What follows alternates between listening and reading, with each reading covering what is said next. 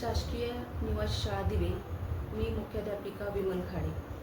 आमच्या शाळेतील इयत्ता 6वी वर्गात प्रवेश घेतलेला नवप्रवेशित विद्यार्थी शाळेमध्ये प्रवेश केल्यानंतर 2-3 दिवस सतत रडत होता.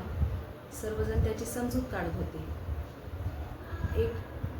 22 जून रोजी मी सर्व विद्यार्थ्यांना एकत्र घेऊन वसतिगृहाच्या व अभ्यासाबाबत काही त्यांना मार्गदर्शक सूचना देण्यासाठी एकत्र जमवलेले होते. सर्व सूचना देऊन मी परत येत असताना तो विद्यार्थी व त्याचा मित्र माझ्याजवळ आले व त्यांनी मला तुमच्याशी बोलायचे असे बोलले व त्यांनी आमचे जे शाळेचे क्रिस्टल पहारेकर होते ते मामा त्याचे पप्पी घेतात व त्याच्या कॉट लावून झोपतात असं त्यांनी मला सांगितलं. यानंतर लगेच मी त्या पहारेकरीचे जे सुपरवायझर होते त्यांना फोन केला व दुसऱ्या दिवशी येऊन त्यांना ताकीद देण्यास सांगितलं व दुसऱ्याच दिवशी मी त्यांना 9:30 वाजता माझ्या ऑफिसमध्ये बोलवून सक्त ताकीद दिली की दुसऱ्याच्या लेकरांना असे जवळ घेऊ नका. तुम्हाला स्वतःची मुलं आहेत, हे करणं योग्य नाही, नाहीतर तुम्हाला कामावरून कमी केलं जाईल. याच्यानंतर दुसऱ्या दिवशी म्हणजे 24 जूनला तो मुलगा घरी गेला. घरी गेल्यानंतर त्याचे वर्ग शिक्षक त्याच्या पालकांच्या संपर्कात होते की त्याला शाळेत आणून सोडा, अभ्यास त्याचा बुडतो. तेव्हा पालक त्याला आणून सोडतो बोलले. 13 जुलै रोजी अचानक मला पोलीस स्टेशनमधून फोन आला की तुमच्या शाळेचा एक विद्यार्थी व पालक या ठिकाणी आलेला आहे, तुम्ही या.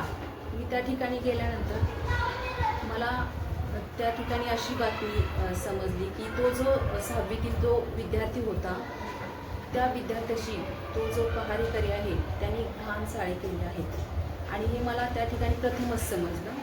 आणि त्या विद्यार्थ्यांनीही सर्वांना जे आपले PSI होते त्यांच्यासमोर सांगितलं की मला फक्त ते मामा त्याची पप्पी घेतात, जवळ झोपतात एवढंच सांगितलं होतं. दुसरे घाण चाळे करतात वगैरे सांगितलं नव्हतं. त्यामुळं ती जी त्याच्यावरची जी फिर्याद आहे ते त्याची आत्या व मामा देण्यास तयार झाले होते. पण मुख्याध्यापक नात्यानं गुन्हेगाराला शिक्षा व्हावी म्हणून मी ही स्वतः फिर्याद देण्यास तयार होते. परंतु जे काही PSI होते त्यांच्या सूचनेनुसार त्याची आत्या व मामा फिर्याद देणे योग्य आहे असे सांगितल्यानंतर मी त्या ठिकाणी फिर्याद दिलेली नाही. आमचे जे काही सहाय्यक आयुक्त समाज कल्याण जे काही कार्यालय आहे, आमचं समाज कल्याण विभाग आहे, त्यांनी तात्काळ त्या कंपनीस पत्रव्यवहार करून त्या कर्मचाऱ्यावर ॲक्शन घेण्याबाबत सूचित केले आहे आणि त्याच्यावर ॲक्शनही घेतलेली आहे. त्याला कामावरून कमी केलेलं आहे. शाळेने काय याच्यापुढे प्रिकॉशन घ्यायचे? शाळेने आता सध्या तरी रोज एक शिक्षक निवासी राहील शाळेमध्ये. मुख्याध्यापक निवासी असतात, परंतु यापुढे रोज एक शिक्षक निवासी राहणार आहे. शिवाय 2 सिक्युरिटी गार्ड असणार आहेत.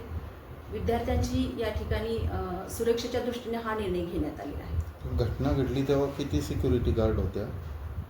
घटना जेव्हा घडली तेव्हा 2 सिक्युरिटी गार्ड होते. आणि पोलिसांनी काय त्याचा तपास केला शाळेत येऊन? पोलिसांनीही